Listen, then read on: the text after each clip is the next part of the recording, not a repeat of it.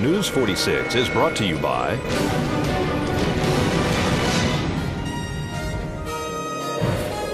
Southwest Medical Associates. Look for news about their latest healthcare center opening soon in your neighborhood. Southwest Medical Associates. Now that's powerful medicine. News 46 is also brought to you by Affiliated Chiropractic and Affiliated Physical Therapy. Come in for your free consultation. Call 775-727-8900. Our goal is to create the individual treatment plan that will restore your health and end pain.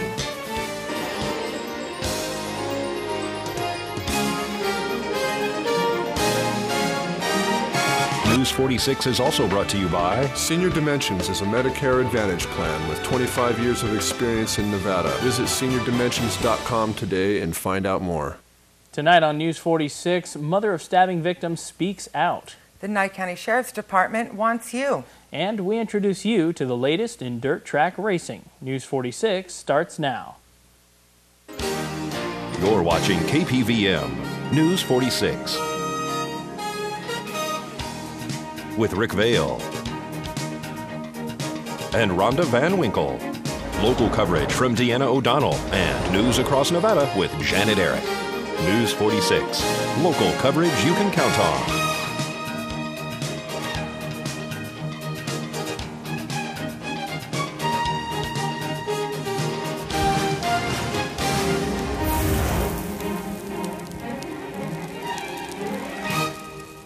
Good evening. It's Thursday, May 19th, 2011. I'm Rick Vale. And I'm Robin Christine for News 46. Topping our news this evening, on May 1st, a murder and attempted murder occurred on Donner Street. According to a Nye County Sheriff's press release, both victims were stabbed multiple times. They were transported via Mercy Air to UMC Trauma Center. The male victim, Michael Frasher, succumbed to his injuries, while the female, Antionette Bell, was listed in extremely critical condition. Deanna O'Donnell reports from the home where the attack occurred, speaking with Antoinette's mother, Barbara Bell. She shares pictures that were taken of both victims just hours before they were stabbed and a song in which Michael is singing with Barbara. Random crimes rarely occur here in Pahrump. That's why on May 1st, when there was a double stabbing on Donner Street, the town was in shock.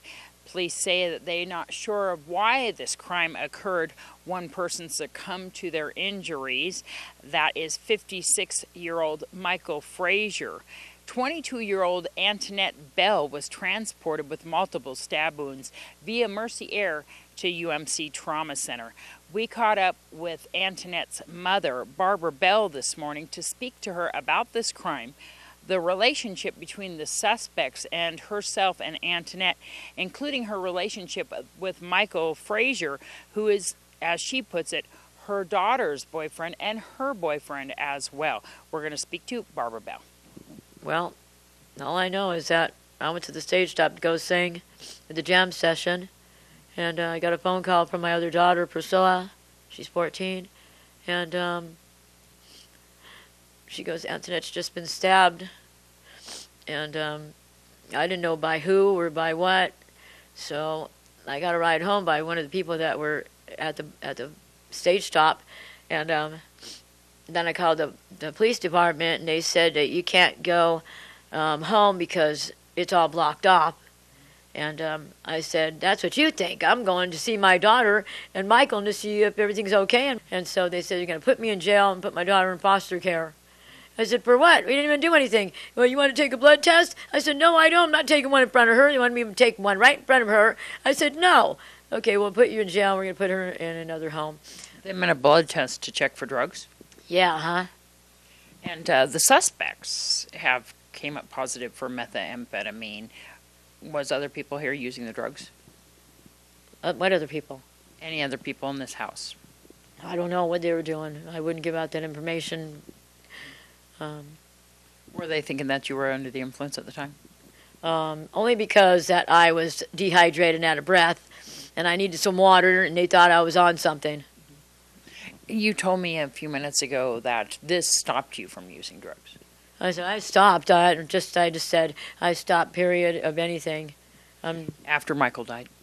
Yeah, my life is going to be changing and I want to keep pushing my music, the music that me and him did together, the Bob Stop and the Eyes of a Child. Tell me about your relationship with Michael. We were really close, me, Antionette, and Michael, and Priscilla, and Bob, my husband. Me and Michael, we known each other for like 25 years, and Antionette and Michael were hooking up. He loved her, and she loved him. You said that your daughter, Antionette, and Michael were boyfriend and girlfriend, but you are also Michael's girlfriend, even though you're married. Right. We were really close together. Bob knew that, and that was Bob's best friend, Michael.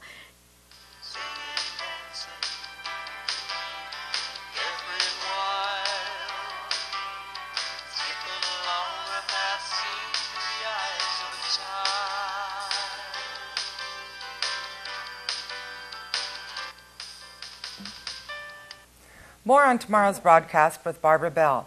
To see an extended version of this interview, including some songs that Michael and Barbara have recorded together, visit our YouTube site after tomorrow night.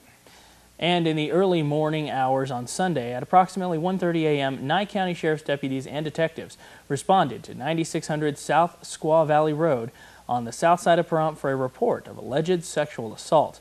Deputies learned that the residents at this address had hosted a late-night slumber party for approximately 20 juveniles, both male and female, all under the age of 14. Conflicting statements made during the initial questioning at the scene had resulted in false allegations of sexual assault, and was subsequently discovered that several of the juveniles had engaged in lewd behavior with each other after being furnished with alcoholic beverages by two adult women who were present at the party. Several juveniles were found to be intoxicated as a result. It was further discovered that 6 of the juveniles, some of them also under the influence of alcohol, had left the scene on foot just prior to the arrival of Nye County Sheriff's Office deputies, but were later located safely at home and in 2 cases walking along a road miles from the scene. Detectives later discovered that the primary host of the party, 20-year-old Brianda Lopez, and a second adult woman had furnished the juveniles with alcoholic beverages and then provided false information in an effort to cover up what had occurred. None of the adults are believed to be involved in the lewd activities. Lopez was arrested yesterday and booked into the Nye County Sheriff's Office detention. She is being held on the bail amount of $33,137. Her charges are obstructing a public officer, contributing to the delinquency of minors, furnishing alcoholic beverages to minors, conspiracy to commit a crime, child endangerment and neglect, 6 counts. 10 juveniles were turned over to Nye County Juvenile Probation on various charges, including child in need of supervision, minors consuming alcoholic beverages, lewdness with minors under age 14, and juvenile probation violations. The second adult woman, Lauren Berry, a resident of North Las Vegas, left the scene. Detectives are attempting to locate her for questioning and is facing similar charges. Anyone with information pertaining to this case is urged to contact the Nye County Sheriff's Office at 751-7000. And coming up after the break, an open house for Nye County Sheriff's Reserve deputies. And we speak to Gary Hollis and Karen Jackson about Symphony Animal Foundation. We'll have all this and more right after the break. Please keep it here.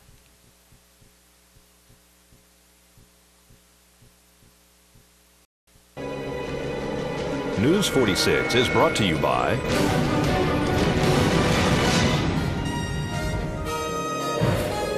Southwest Medical Associates. Look for news about their latest healthcare center opening soon in your neighborhood. Southwest Medical Associates. Now that's powerful medicine. News 46 is also brought to you by Affiliated Chiropractic and Affiliated Physical Therapy. Come in for your free consultation. Call 775-727-8900. Our goal is to create the individual treatment plan that will restore your health and end pain.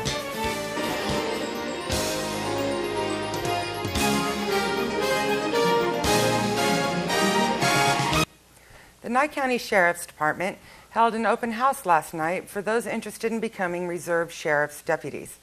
Assistant Sheriff Rick Marshall explains. What we're trying to do is augment our regular patrol staff with reserve officers. Reserves perform a variety of functions all throughout law enforcement throughout the United States. We currently have 5 active reserves with the Nye County Sheriff's Office. They are fully certified to state standards, and they can do everything that a full-time peace officer does. They just do not get the compensation that a full-time officer gets. You were saying that we're hoping to expand our reserves here in Pahrump, and you mentioned 100 of them. We have that many openings that we're looking to fill, or what? Yes, the reserve deputies, because the only thing that we pay on them is workers' compensation, which I'm not sure, it's less than $2,000 a year per person. That enables us to take a volunteer and use them in a way that we can have more volunteers than full-timers. We can never replace full-timers with volunteers because we control the full-timers. The volunteers can walk off the job anytime that they want. So my goal is that as many people want to volunteer for the sheriff's office, we'll put them to work. Volunteerism is the backbone of America. It has been since the colonial days, and we hope to take the manpower that we have in the Pahrump Valley and throughout Nye County and translate that into a volunteer workforce. I know that we have the Sheriff's Auxiliary, but we're talking about reservists, which are basically look and have the full function of an officer. That's correct. There is no difference in our reserves. They meet the Nevada Peace Officer Standards training requirements. They meet the Nevada Administrative Code requirements. There is no difference between a reserve deputy sheriff and a full-time deputy sheriff. There's no openings right now at the Sheriff's Department, but they are looking, you're talking about some buyouts that will possibly be happening with 8 officers, and up to the county commissioners if we're going to be filling those positions or not. That's correct. The county has a employee buyback program where they'll buy service credits for the employee, or there's a cash settlement. You read about that in the paper today. I think Henderson, the city of Henderson, does that program as well. And the idea of the program is to reduce your overall cost on employment, because salaries and benefits are the major expense of an organization. You can contact Deputy Brian Jonas at 751-7000. They can contact me at 751-7000, or they can attend one of our reserve nights, which will be posted with the local news media. The U.S. Legends dirt track race cars have now made their way to Pahrump Valley Speedway. We find out about these popular cars that you can see this weekend at the races, which begin at 7 p.m. on Saturday night. It's a U.S. Legend Dirt Modified. We started building them in Charlotte, North Carolina last year. These are the first set of cars that we have out here, and we brought 3 of them out to Pahrump Valley Speedway tonight, and we're having a blast. Tell me what this car consists of. Why is it different? Well, it was handcrafted. It was made with everything that Ray Everham ever wanted to have in a race car. He developed it for Bruton Smith with a specific idea of running on dirt. And the car is, from top to bottom, nothing else is out there that's like it. It's just an amazing piece of machinery. It has 140 horsepower, weighs 1,000 pounds, and gives the driver real feel all the way around the track at an affordable price. You know, a lot of cars, you go out there, and we were talking with some other guys, this car is $17,000. And as one person said to me, he goes, well, that was the cost of my motor. So it's affordable racing that everybody can get into. Are we going to be seeing this out here on Pahrump Valley Speedway regularly? We're going to be out here on a regular basis. We're going to be out here doing test drives with people, getting different people into the cars, selling new cars, and we're really looking forward to growing the class out here. I know we had NASCAR driver Taylor Barton running one of them today. How do you like it? It seems like he loved it. He was all smiles when I just spoke to him. So we're going to see what he can do in the main event, and he really enjoyed it. So for more information on U.S. Legends cars, where can they go? www.uslegendcars.com. Wonderful. Thanks so much for speaking with us. Oh, you're welcome. Great to be out here. K9 Radio's Karen Jackson and County Commissioners Gary Hollis and Dan Shinhoffman spoke to us about why they are compelled to reach out to the animals here in Pahrump to help get the No Kill Shelter Symphony Animal Foundation underway. It is to benefit Symphony Animal Foundation. We must get this facility open. And we figured the radiothon was the quickest way to make it happen. And Commissioner Hollis, you're here? Yes, this is one of the fundraisers I do along with the Senior Center and Veteran Services. I support Symphony Animal Foundation. We got to stop doing what we're doing and killing animals for no reason. So I tried everything else. So this facility, I think, is the answer to our problem. And Symphony Animal Foundation will be going out and to the community and advocating spade and neutering and doing things that commissioners can't do. I mean, we don't have time for that. So this would be a good thing, and we just need everybody to be responsible pet owners. And if you don't let your dog spay and neuter, that's the answer to our problems.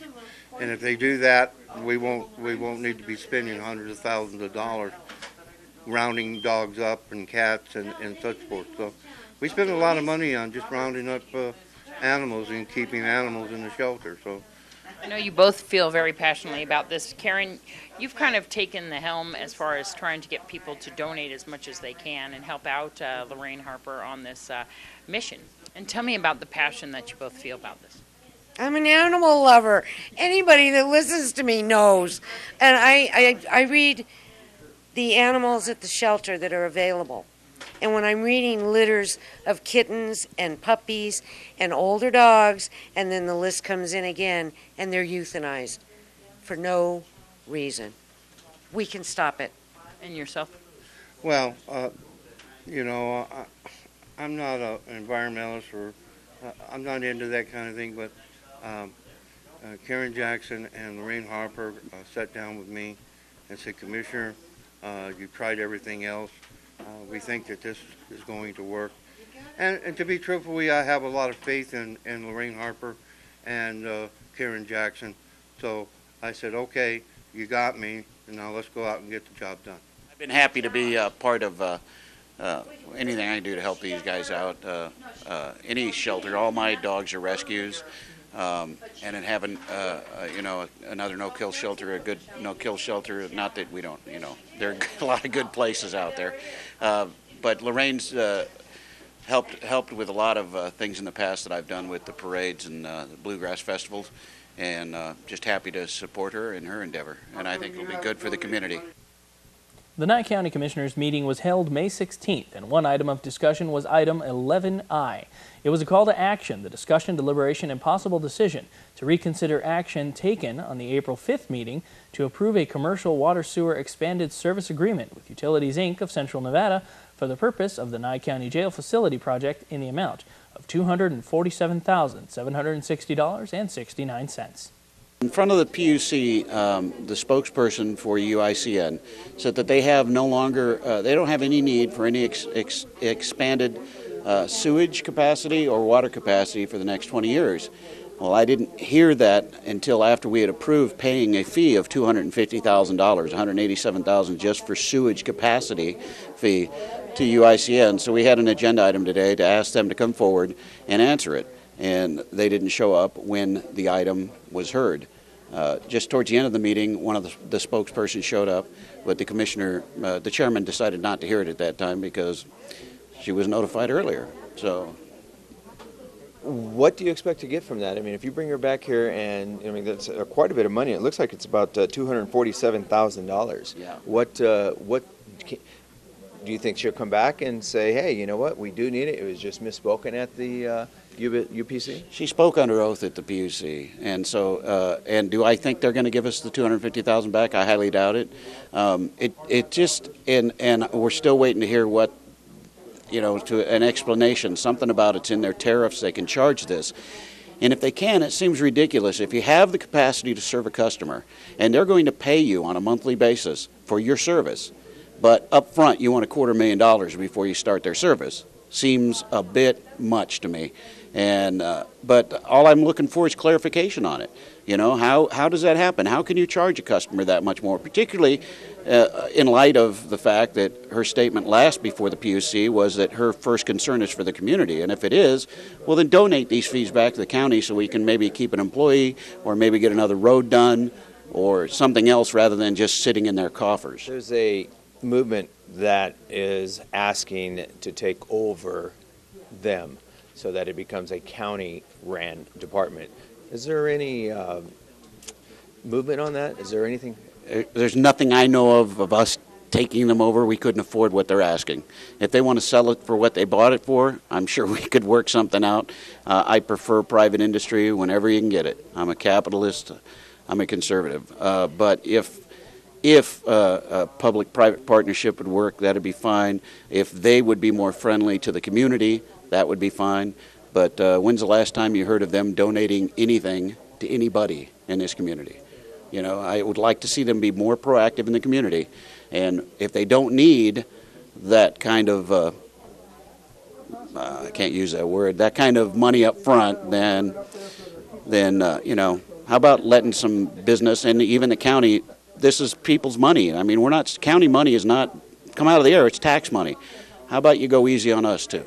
So you're suggesting that the people in Pahrump out there, the good citizens of Pahrump, to get together and do a good town hall meeting maybe on this or something to express their disconcern over the fees that they're charging at Pahrump Utilities? Yeah, we've had a lot of Utilities Inc. At Utilities Inc. We've had a lot of people contact us. Commissioner Brasky, more than anybody, has had people contact him with concerns about UICN and their fees and their practices. So if you've got complaints, get a hold of PUC. The more people that complain, the more we might be able to get things changed. Gotcha. McDonald's manager Michael Holden invites you down to see the new renovation, which is also energy efficient. It's been going very well. You know, the kids love the new play place. Exactly. We're just having a really good time with the new remodel and love all the customers. Tell me some more details on the remodel. I know that we have 2 drive-through areas. Oh yes, we did install another drive-through, so now we have 2 double drive-throughs to make it more efficient for customers to come and order. So, you know, it's quicker, it's faster, so we love it. The play place, the kids are going wild. Oh, the play place, I love it, yeah. So we also do birthday parties, so, you know, come and ask us about the birthday parties. We've got really good deals on them, so really good. And I know that we're at McTeacher's Night, and it is just hopping in here. Oh yeah, J.G. Johnson does an outstanding job with their Teacher's Night, and I'm really glad that they're here doing it. We're loving it.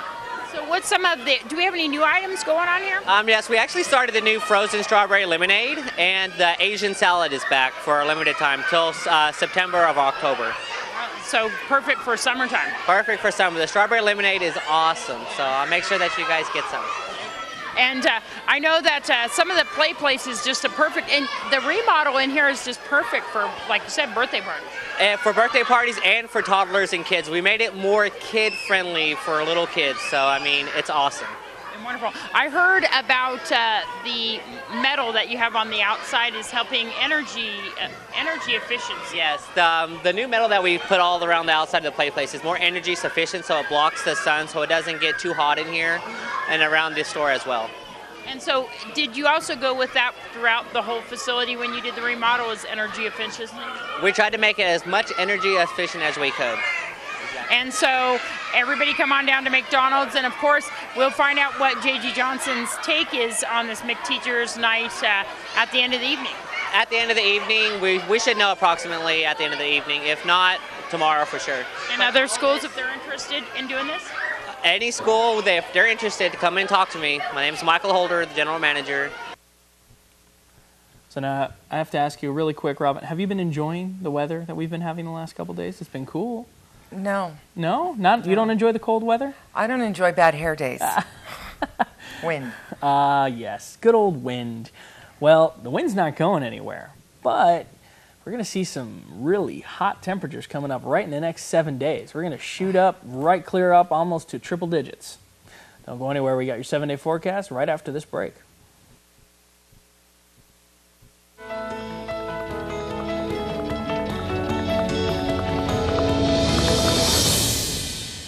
46 Weather is brought to you by your local dairy farmers. Dairy products are very important in maintaining a healthy body.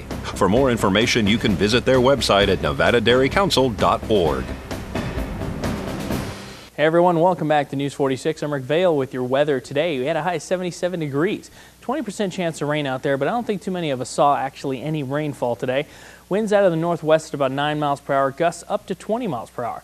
Our pressure on the barometer dropping a bit for us, 29.80. The UV index is 8, which is high today. Sunrise is at 5:35 a.m. and our record high was 108 degrees back in 2008. Looking at tonight, going to be clear for us, a low of 58 degrees. Winds out of the east-southeast to 7 miles per hour with gusts upwards of 20 miles per hour expected tonight. Sunset will be at 7:46 p.m. and our record low is 47 degrees back in 1974. Tomorrow is going to be bright and sunny for us, a high of 83 degrees. Winds a low of 63 degrees. Winds out of the west, 14 miles per hour expected. UV index tomorrow 9, very high. Make sure you're careful out there. Sunrise will be at 5:34 a.m. 7-day forecast, it's looking okay Saturday. Windy, 27 mile per hour gusts expected. 88 degrees for the high, 59 degrees for the low. Sunday, still partly cloudy, still windy, gusts up to 30 miles per hour. We're going to have 82 for the high and 55 for the overnight low on that day. Monday, starting off next week with 32 mile per hour winds, partly cloudy skies, a high of 82 and a low of 54. Tuesday, looking at 26 mile per hour gusts with a high of 83 and a low of 57. Wednesday, hump day, 37 mile per hour gusts expected with a high of 88 and a low of 61. Finishing off our 7-day forecast next Thursday, you're looking at 97 for the high and 67 for the low. And before we change the graphic, I just want to show you, we're going to have a major rise in temperature here. We're going from 83 degrees to 97 degrees over the course of the next 7 days. And we're looking at seeing 99 and 100 degree temperatures in the next 10. And today's worst weather in the nation was weeping water for heavy, heavy rain. And that is one sad looking 5-gallon jug of water. This Sunday, May 22nd, at the Pahrump Nugget Hotel and Casino at 2 p.m. in the Event Center, there will be a showcase of past contestants for Miss Senior Nye County and Miss Senior Nevada. For the first time ever, 15 performers, 3 major groups, the Ovations from Las Vegas, John Rathman's group, and the Nye County Starlets. Tickets are $10 and half the proceeds go to the Meals on Wheels program. Meals on Wheels serves roughly 750 meals every week to the homebound seniors with low income. The current Miss Senior Nevada Queen will perform a song. She sings opera, I Love It. Contact the Nye County Starlets or Miss Senior Nye County for tickets. And conservative leaders will join together tonight for a historic Defeat Barack Obama radiothon modeled after the telethons hosted by Jerry Lewis. This program will be broadcast nationwide on KDON, 7:20 a.m. from 6 to 9 p.m. The radiothon will be hosted by Melanie Morgan, Lloyd Marcus, and Amy Kremer. For more information about this radiothon, you can visit kdwn.com. Dr. Michael Rice will be at the Pahrump Nugget tonight at 5 p.m. to speak about life tools. If you are a performer, auditions for the Blue Butterfly Coffee House to benefit Nathan Addison Hospice will be held May 24th from 5 p.m. to 7 p.m. Please call Stephanie Forbes at 751-6700. The Pahrump Town Board has a meeting tonight at the Town Annex building at 6:30 to discuss the budget. All are invited to attend. And a very happy birthday to Deanna's brother, Randy Strain.